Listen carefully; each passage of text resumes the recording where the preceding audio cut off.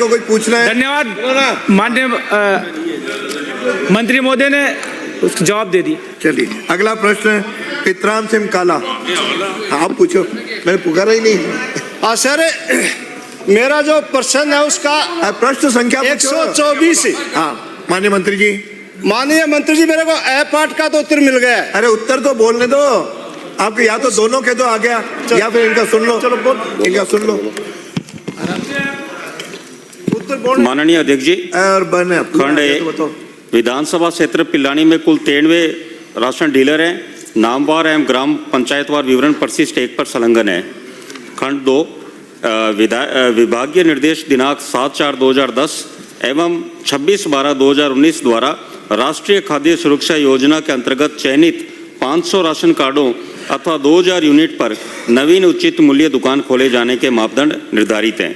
विभागीय आदेश दिनांक 10/5/2025 के द्वारा भौगोलिक स्थिति के दृष्टिगत एवं जनित में उचित मांग के आधार पर उक्त निर्धारित मापदंडों में शिथिलन प्रदान करने हेतु जिला कलेक्टर के स्तर से शिथिलन दिए जाने हेतु निर्देश प्रदान किए गए हैं।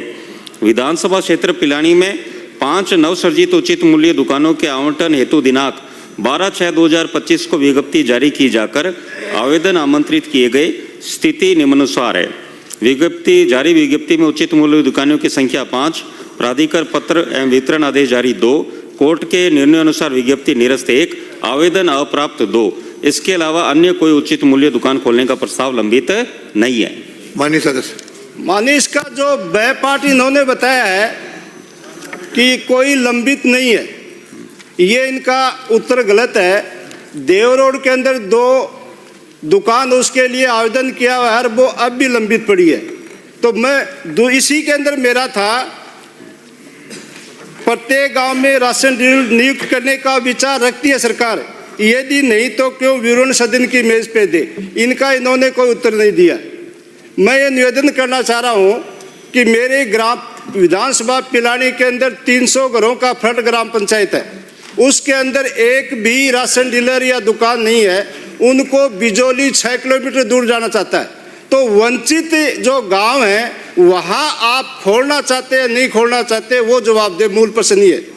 माननीय मंत्री जी। माननीय अध्यक्ष जी, मैंने माननीय सदस्य को बताया, पहले तो इसमें नियम ये था कि 500 राशन कार्ड एवं 2000 यूनिट पर उचित मूल्य दुकान खोलने का मापदंड, पर हमारी सरकार ने इसमें शिथिलता देते हुए ये 10/5/2025 को आदेश निकाला कि उसमें भौगोलिक स्थिति देखते हुए भी नई दुकान खोली जा सकती है। अब आप ये कह रहे हो कि हमारे पास आज की तारीख में कोई भी आवेदन लंबित नहीं, आप कहीं दुकान खुलाना चाहते हो तो उसका मुझे आप बता दीजिए, हम उसमें जरूर उसका प्रशिक्षण करा के खोलेंगे। और दूसरा प्रश्न आपने ये पूछा कि भाई पूरा उत्तर आपको नहीं आया कि इसमें कि दुकानें रिक्त है, तो मैं बताऊंगा 5 में से तो ये 2 दुकानें मैंने आपको बताई, उसमें आवेदन प्राप्त नहीं हुए, पर ये तो नई दुकानें हैं। पर जो पुरानी दुकानें जो रिक्त हैं उसमें पहले 11 रिक्त दुकानें थी। हमने जो यहाँ सदन में बोला कि हम सारी की सारी माननीय अध्यक्ष जी रिक्त दुकानों को भरेंगे, उसी के अनुसार हमने 12/6/2025 को 11 दुकानों की पिलानी विधानसभा क्षेत्र के माननीय सदस्यगण की विज्ञप्ति जारी की गई, जिसमें 4 को प्राधिकार पत्र जारी किए जा चुके हैं। 2 है जिनका कंप्यूटर प्रमाण पत्र अभी प्रस्तुत होना होती है, उनको भी प्राधिकार पत्र दिए जाएंगे। 2 दुकानें जिसमें आवेदन प्राप्त नहीं हुए और 2 में योग्य नहीं थे और 1 प्रकरण न्यायालय में लंबित है।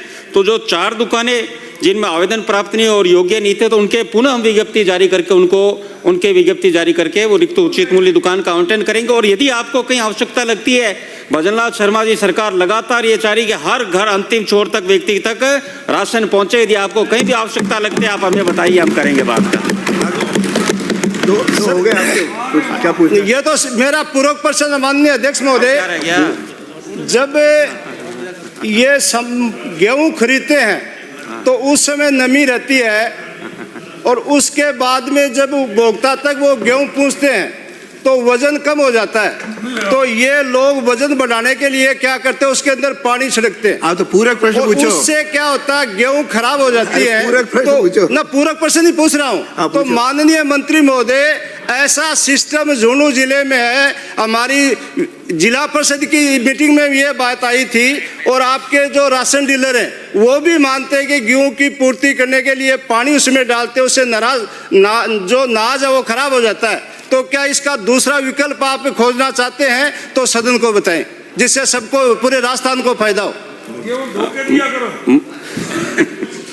माननीय अध्यक्ष जी, मैं माननीय सदस्य को धन्यवाद देना चाहूँगा। उन्होंने नहीं मतलब इन्होंने खाद्य सुरक्षा में इतनी रुचि दिखाई वास्तव में। पर ये बात आपका प्रश्न कि गेहूं गीला होके जाता है, ऐसा हो नहीं सकता, क्योंकि जब परिवहनकर्ता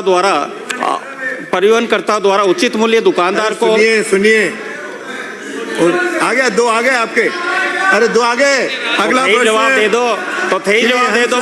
तो मैं बोल रहा सुन तो लो। अरे माननीय सदस्य थाने एक तो उठा पड़े, मैं क्या बोलूँ, पहले ही उठा पड़ रही है क्या बोलूँ।